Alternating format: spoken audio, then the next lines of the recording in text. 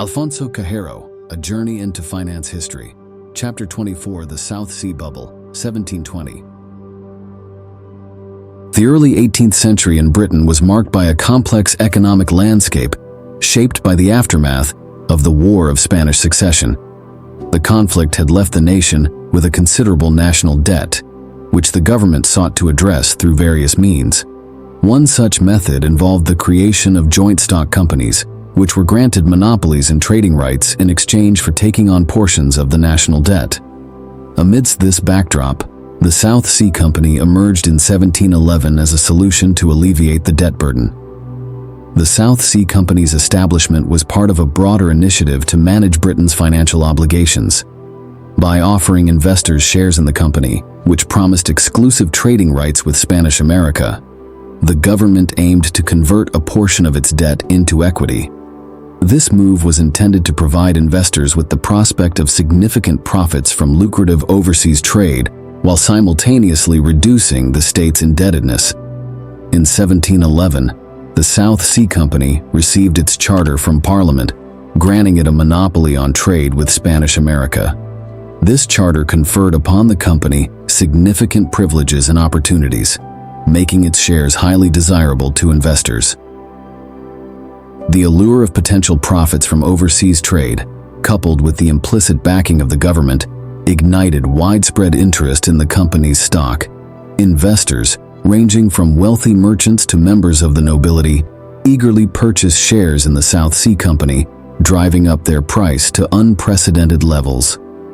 The company's stock became the subject of feverish speculation, as individuals sought to capitalize on the perceived opportunity for wealth accumulation. However, beneath the surface of this speculative frenzy lay a dangerous bubble that would soon burst with devastating consequences. The early months of 1720 witnessed an extraordinary surge in the price of South Sea Company shares, fueled by a speculative frenzy unmatched in British financial history. Investors clamored to acquire stock in the company, driving its value to dizzying heights. Speculators, emboldened by the prospect of quick riches, engaged in reckless behavior, borrowing heavily to finance their purchases and inflating the bubble even further. As the price of South Sea Company shares soared, euphoria swept through the financial markets, leading to a pervasive sense of irrational exuberance. Investors, blinded by greed and optimism, disregarded fundamental principles of investment and risk management, instead succumbing to the allure of easy profits. The company's directors, sensing an opportunity to enrich themselves, actively promoted the stock, disseminating false information and manipulating market sentiment to sustain the speculative fervor. Amidst the escalating speculative mania, concerns began to emerge regarding the sustainability of the South Sea Company's valuation and the broader implications for the financial system. Recognizing the potential risks posed by the speculative bubble, the British government intervened in an attempt to restore stability and protect investors. In April 1720, Parliament passed the Bubble Act, which sought to regulate the trading of joint stock companies and curb fraudulent practices. However, these regulatory efforts proved inadequate in stemming the tide of speculation, as investors continued to pour money into the South Sea Company unabated. The government's inability to rein in the speculative excess only served to exacerbate the situation, fueling further volatility and uncertainty in the markets. Despite mounting concerns, public confidence in the South Sea Company and the broader financial system remained largely unshaken, as investors clung to the hope of continued prosperity. The South Sea Bubble reached its zenith in the summer of 1720, with the company's stock trading at astronomical levels. However, the unsustainable nature of the speculative frenzy became increasingly apparent as cracks began to emerge in the facade of prosperity. In September 1720, the bubble finally burst, sending shockwaves through the financial markets and triggering a catastrophic collapse in the price of South Sea Company shares.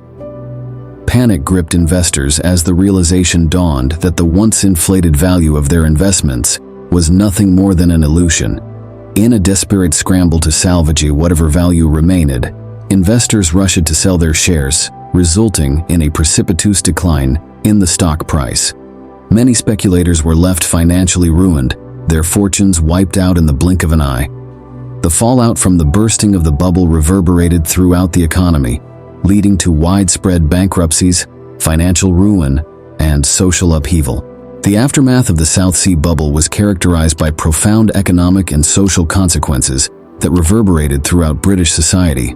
The collapse of the bubble shattered public confidence in the financial system and exposed the dangers of unchecked speculation. Investors who had been lured by the promise of easy wealth found themselves facing ruinous losses, while the broader economy was plunged into turmoil. In the wake of the bubble's collapse, the British government moved swiftly to enact reforms aimed at restoring confidence in the financial markets and preventing similar crises in the future.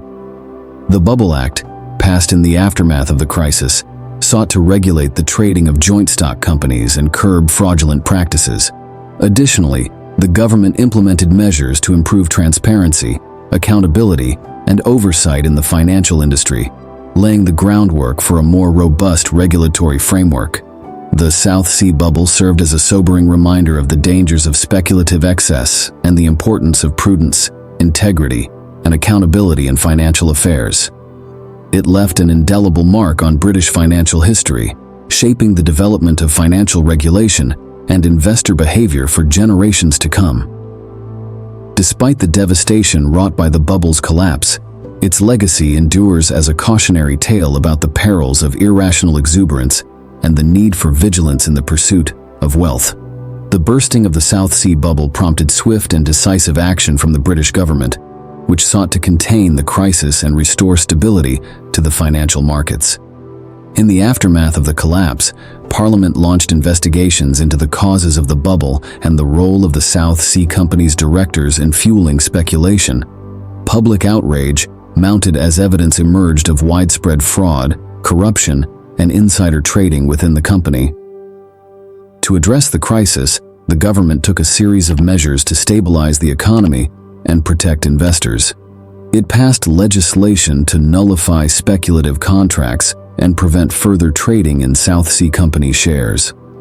Additionally, the government provided financial assistance to those who had been harmed by the bubble's collapse, offering compensation to investors who had suffered losses and providing support to businesses that had been affected by the economic downturn. Despite these efforts, the fallout from the South Sea bubble was severe and far-reaching. The crisis led to widespread bankruptcies, financial ruin, and social unrest as investors saw their fortunes evaporate overnight. Confidence in the financial system was shattered, and trust in government and corporate institutions was deeply eroded.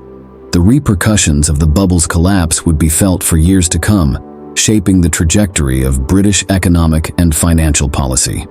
In the wake of the South Sea bubble, the British government implemented sweeping reforms aimed at preventing future financial crises and protecting investors from fraud and abuse.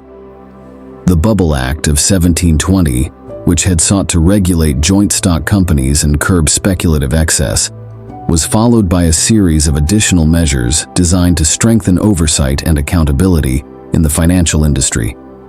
One key reform was the passage of the Companies Act of 1720, which established stricter rules for the incorporation and operation of joint stock companies. The act required companies to obtain a royal charter or parliamentary approval before issuing shares to the public, thereby reducing the likelihood of fraudulent schemes and speculative bubbles.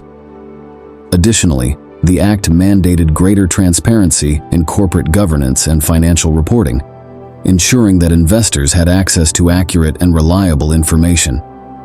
The government also took steps to improve the regulation of financial markets and curb illicit activities such as insider trading and market manipulation.